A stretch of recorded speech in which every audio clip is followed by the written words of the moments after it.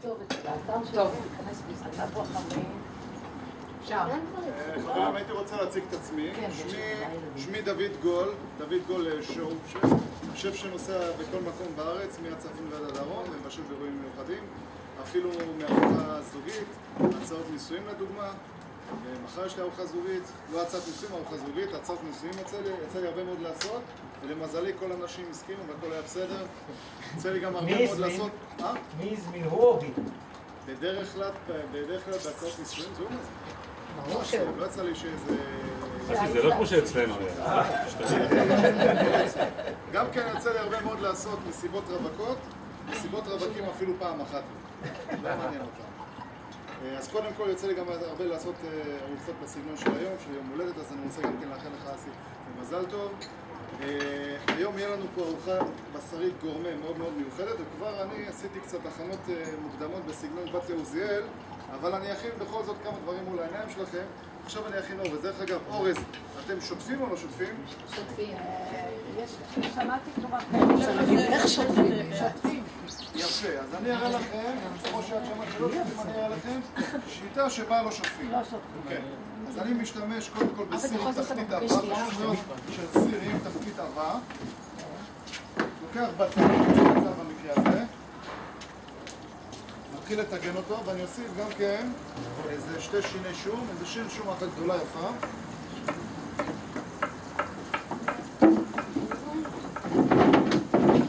לפני שאני אוסיף את האורז, אני קודם כל אני אטגן קצת את הבצל, אני אעזיב אותו, טיפה אני אעזיב אותו, אשחיל אותו, כי זה גם יוסיף טעם טוב לאורז. אני משתמש במקרה הזה באורז בסמטי, שזה אורז ממש נהדר. אני מטגן פה את הבצל. בזמן הזה שהבצל מטוגן, האורז יהיה ביחד עם המנה העיקרית, אבל בגלל שלוקח לו זמן, אז אני אעשה אותו, מתחיל איתו קודם כל.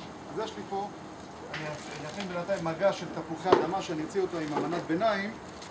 אז יש לי פה תפוחי אדמה, פטרטות. התפוחי אדמה, מה שעשיתי, אני לפני זה בבית, אצלי במקום, בישלתי אותם, חתכתי אותם לקוביות, בישלתי אותם במים עם מלח, עם מעט מלח. השתמשתי דווקא בתפוחי אדמה עם הקליפה, והתפוחי אדמה עם הקליפה האדומה. זה עדיף, הם פחות מתפוררים. אוקיי, עכשיו אני אטבל. אז אני משתמש במלח, אפשר להשתמש מלח רגיל, מלח גס. היום אפשר למצוא גם כן מלח מתובל, מלח ים מתובל. אני משתמש בפלפל שחור, גרוס. יש לי תבלין שאני אוהב להשתמש בו ואני ממליץ עליו, הוא נקרא קייג'ן. לא יודע אם שמעתם עליו. אמריקאי. הוא? אמריקאי. יפה מאוד. איפה באמריקה? מהאינדיאנים. קרוב, ניו אורלינס, לואיזיאנה. ניו אורלינס, לואיזיאנה, יפה מאוד. ויש לי פה גם כן אורגנו. הוא לא חריף בכלל. לא חריף. הם משתמשים בו, זה נקרא שיטת השכמה. אוקיי, הבצל כבר אני רואה שאפשר מה הוספת עכשיו? אורגנו. אורגנו מיובש, אפשר גם להשתמש בטרי. עכשיו, אורז בסמטי אני מוסיף עכשיו. אני אוסיף כמעט את הכל, 3/4 קילו. ובואו נגיד על כוס אני מוסיף בערך 2 כוסות מים. רותחים, חשוב מאוד שהמים יהיו רותחים. אבל מה עם כל המים האפורים ששוטפים את האורז? לא שטק. לא, זה לא מים אפורים, זה למעשה המילן. זה המילן בעצם. זה המילן. אז מה שאני עושה עכשיו, הטיגון בשמן, הוא מעלים לי את כל המילן. זה מה שזה עושה. הטיגון בשמן. כלומר, או ששוטפים, או ש... אני רואה שאני צריך להוסיף עוד קצת שמן, אז אני מוסיף. לא יותר מדי כמובן. ואני מוצא את האש. מתי אני מוסיף את המים? כשאני רואה שהאורז הולבן, ואני יכול גם לגעת בו. כשאני נוגע בו כשהוא רואה שהוא חם, זה אומר שאני יכול להוסיף את המים, אבל פה אני רוצה להוסיף עוד כמה דברים. אז שמנו פה מלח, פלפל, אורגנו, נוסיף גם שום. שום טרי. וכמובן, חייבים שמן זית. השמן זית מוסיף גם את הטעם, וגם הוא למעשה יטגן את תפוחי האדמה. יש לי פה שמן זית.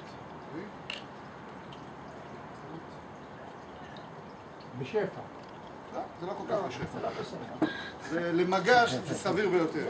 זה לא בשפע, זה בסדר. זה בסדר. זה בריא, זה אם אמא אמרה שזה בזנר, אז אוקיי, זה סבול. עכשיו. יש לי פה גזר מגורד, 2 גזרים לקחתי, גירדתי. אני גם מוסיף. לאורז? לאורז. טוב, זה... צימוקים. אפשר לעשות גם אורז לבן רגיל.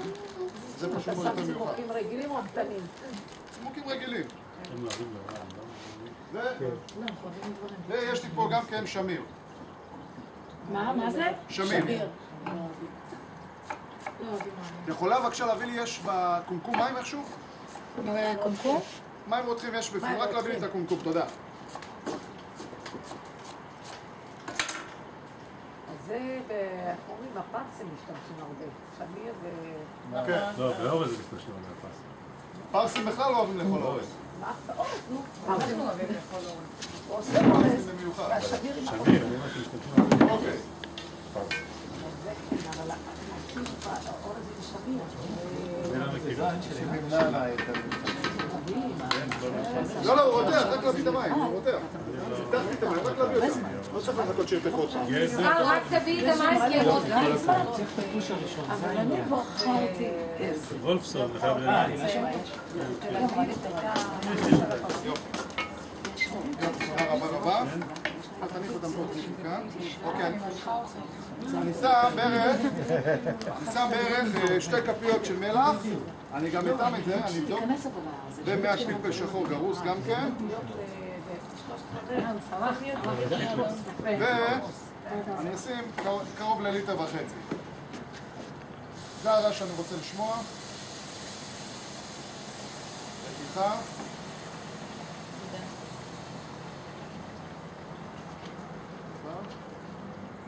מספיק? אם הייתה לי תלמידה ששלחו אותה בוערת, אם הייתי שמה עליה ככה מים, הייתי שומעים למה? כי ההורים היו צריכים ללכת לעבודה, לא היה להם. בכל זאת, שמתי את המלח, את הפלפל, בכל זאת איתם, אני אראה אם חסר משהו. אוקיי, אז מה עשית? התקשרתי. לא, לא חסר לי כלום. עכשיו אני עוטף בנייר כסף. למה בנייר כסף, מישהו יכול להגיד לי? שלא יתעד שום מים. למה דווקא בנייר כסף? מה? נכון, למה לא במכסה? בדיוק, למה לא במכסה? כאילו מה אתה... זה שומר על הבריאות שלנו. לא, מה אתה... אני שכחתי את המכסה באירוע. דרך אגב, אמרנו שפרסים אוהבים לאכול אורז. למה פרסים אוהבים לאכול אורז? זה זול. אוקיי. לא? כי שמים כוס, יוצא סיר מלא. מתנפח. דרך אגב, התחלנו לדבר קצת על עדות. איך מתחיל ספר בישול מרוקאי? יש פה הרבה מרוקאים. איך מתחיל? קודם כל תירגעי. הוא אמר, תירגעי. אוקיי. עוד אחת קטנה, ונתכונן להוציא את המנה הראשונה. המנה הראשונה שלנו זה עגבניות ממולאות בירקות וחזה אבז מושם, ביחד עם סלט ירוק מתובל. אני כבר אטבל את הסלט הירוק, אבל מה שאני כן אעשה, תמיד כדאי שזה יהיה בלהבה הכי נמוכה. אז אני אקח את הסיר הזה, אני אעביר אותו לאחור, נשים בלהבה הכי נמוכה מאחורה, 20 דקות האורז צריך להיות. 20 דקות, ופה זה יתפנה לנו גם כלמנת ביניים. זה בגלל המכסה שחסר לך באיזשהו... כן? אבל חשוב לחסות ולשים אותו בלהבה הכי נמוכה. אני כבר שמעתי שיש כאלה